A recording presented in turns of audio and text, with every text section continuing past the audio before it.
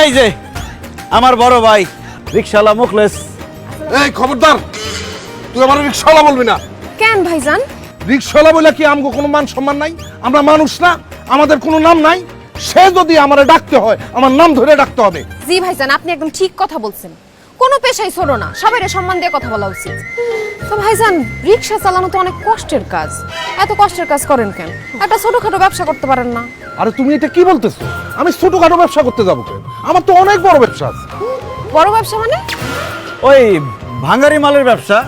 আমার ভাই রিক্সা চালানোর পাশাপাশি রাস্তাঘাটে টুকায় টুকায় ভাঙ্গারি মাল টাল নেয়, ওই ভাঙ্গারি মালের ব্যবসা করে। মানে ব্যবসা ছোট, মানে আল্লাহ চাইতো কদিন পরে তোমার সাথে আমার বিয়ে হবে।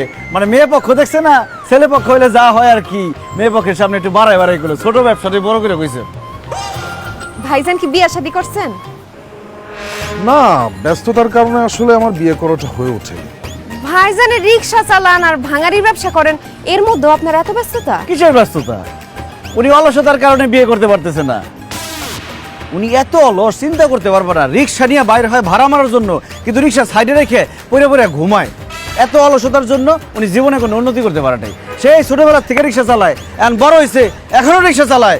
বিয়ার বয়স হয়েছে, বিয়ে করতে পারতেছে না, সে রিক্সা চালায় যাইতেছে। আইসা কোথাকার! এই খবরদার, তুই আমার আলসা বলবি না। আমি যদি আলসা হইতাম এত বড় একটা অফিস সামলাইতে পারতাম না। অফিস? বড় কিসের অফিস? ওই যে রিক্সা আছে না, ওই রিক্সা অ্যাসোসিয়েশন অফিস। আমাকে বস্তিতে 13 জন রিক্সাওয়ালা আছে, ওই 13 জন মিলে একটা ভাঙা টিনের ঘরে রিক্সার অফিস খুলছে। ওই অফিসের কথা কয়। ও ভাইজান, এই অফিসের কাজটা কি? কোনো কাজ নাই। না মানে ভাড়া কিভাবে বাড়ায় নেওয়া যায় সেটার বুদ্ধি বাইর করা।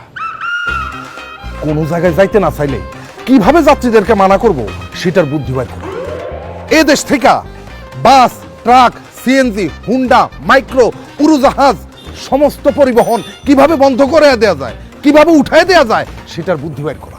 উরি বাবা রে বাবা! বাস, ট্রাক, ট্রেন, উড়োজাহাজ সব উঠাই দিলে মানুষ যাতায়াত করবো কেমনে?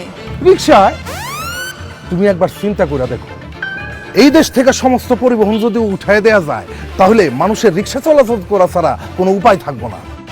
তখন রিক্সাওয়ালাদের ভ্যালু কি পরিমাণে বাড়বো সেই সম্বন্ধে তোমার কোনো আইডিয়া আছে?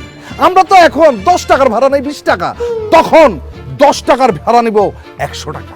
দেখছো আমার ভাই আইছে হলে কি হবে, তার মাথার বুদ্ধি দেখছো? বাপ রে বাপ! ভাইজানের অনেক বুদ্ধি, কিন্তু কুবুদ্ধি।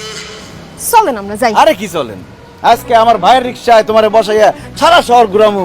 না না, ভাইজানের কষ্ট হইব। আরে কিছু কষ্ট হইব, ভাই তো ছোটবেলা থেকে রিক্সা চালায়, পুরো গন্ডারের চামড়া। আসো, ভাড়া লাগবো না। আরে খারাপ কই যাইতাছো? আমার তো আর্জেন্ট একটা ভাড়া আছে। আরে এর আর বেশি আসছে, চালো চালো চালো, আসো আসো বসো।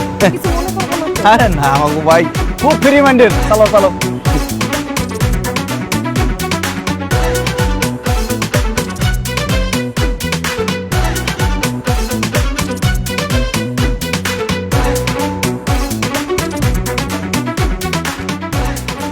দেখছো মনে হয় সেরালছে, মনে হচ্ছে পিঁপড়া হাঁটতেছে, তাহলে রিক্সা চালা। ওই যে আবার কই যায় ভাই, দেখো আমরা কিন্তু শহর ঘুরবো আজকে।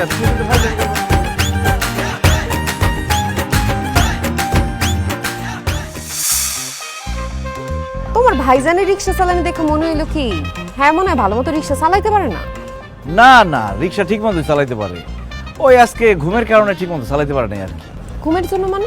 মানে আমার ভাইয়ের একটা বদ অভ্যাস আছে বুঝছো, লুডো খেলার। সে কি করছে, কালকে সারা রাত ওই রিক্সা অ্যাসোসিয়েশন অফিসে বসে বসে লুডো খেলছে, ঘুমাইতে পারে নাই, সকাল থেকে জিমাইতেছে, এই জন্য ঠিক মতো রিক্সাটা চালাইতে পারে নাই।